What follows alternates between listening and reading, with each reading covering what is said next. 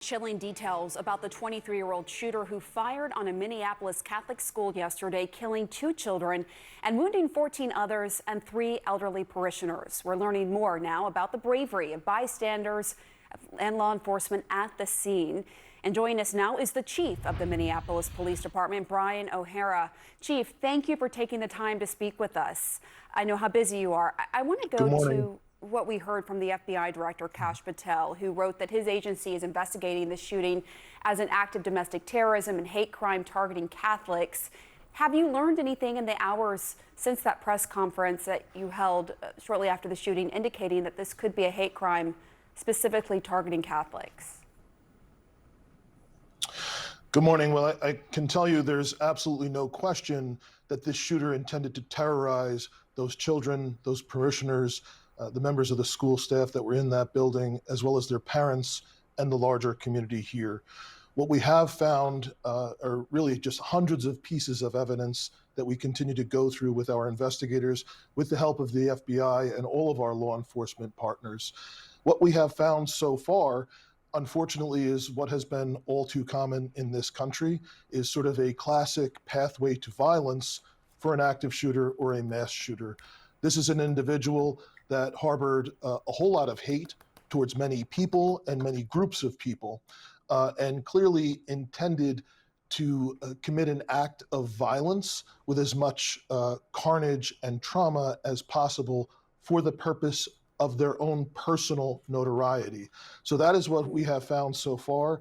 There's obviously other writings and pieces of evidence that our investigators continue to go through with the help of the FBI, and we are open to every possibility in terms of what a potential motive may be. We're trying to see if there was some sort of triggering event that may have caused him to commit this act. But as of this time, we have not been able to narrow it down to one specific motivation, but our investigators are continuing on that path. But I think what is unfortunate is the public is expecting answers and in some way expecting us to try and make sense of this. And the reality is this is completely senseless and just an unthinkable tragedy. It is. I mean, so often you want to have some clarity on a motive, but clearly this was an act of cruelty and sickness. You have the manifesto, other evidence you've collected. I'm wondering, have you interviewed the shooter's parents to help put the picture together of the why? So there's literally dozens of interviews that have been conducted already.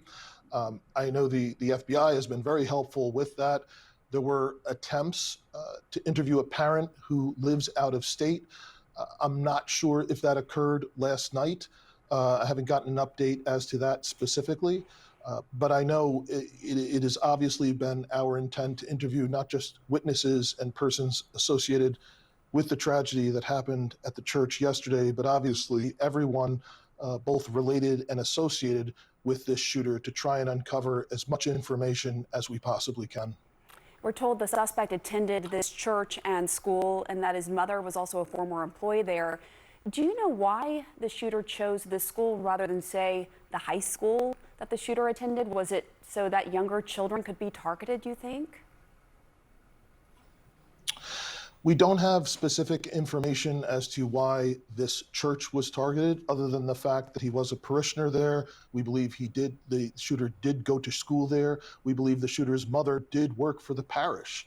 So there's obviously a connection between the shooter and the parish.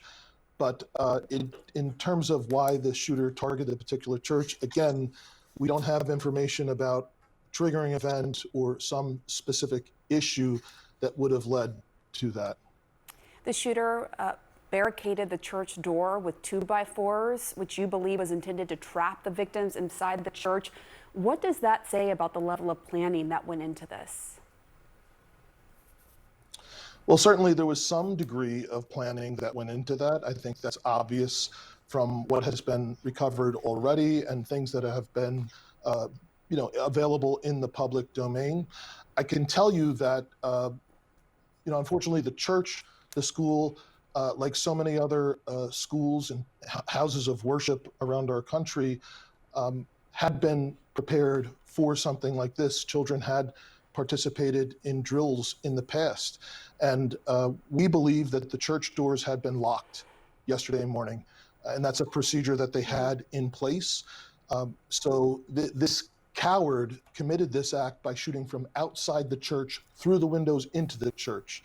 The shooter was never able to get inside of the church because the church doors were locked. And so we think that action in and of itself, in addition to what we will believe will be countless stories of heroism from children, from staff members, from parishioners, all of that combined ensured this tragedy was not far worse, because it certainly could have been a whole lot worse than it already was. Because according to our reporting, the shooter had the layout of inside the church. Do you believe the shooter had intended to go inside? Well, certainly the shooter had been inside the church in the past, we believe. And it would seem from his intention to barricade at least the doors on the side that the shooter did intend to get inside, but ultimately they did not. And again, it just shows how disgusting and how cowardly it is to try and commit this act of violence from outside without even going inside. One more question for you quickly. Minnesota passed the so-called red flag law last year. Do you think that there were any missed warning signs that could have prevented this from happening? Well, the shooter did purchase the weapons lawfully within this state. That's what we believe. We have not found any other information to suggest otherwise, other than receiving a parking ticket. We don't, or some sort of traffic ticket. We do not believe there had been any previous arrests or any civil commitments for mental health issues. So, at least as it stands now, there's nothing in the evidence to suggest that the weapons were anything other than purchased lawfully. But this is not what is typical for community violence, for shootings and murders inside not just cities in this state, but in cities around our country. Typically, our community is affected by gun violence from people who are not purchasing guns lawfully and possessing them unlawfully. So we will provide all the information and follow the evidence where it leads and try and identify any potential gaps that could have prevented something like this in the future. But at this time, it does not appear that anything out of what is typical occurred. Chief Brian O'Hara, we appreciate your commitment to getting the facts out there. Thank you so much for your time. Thank you for having me.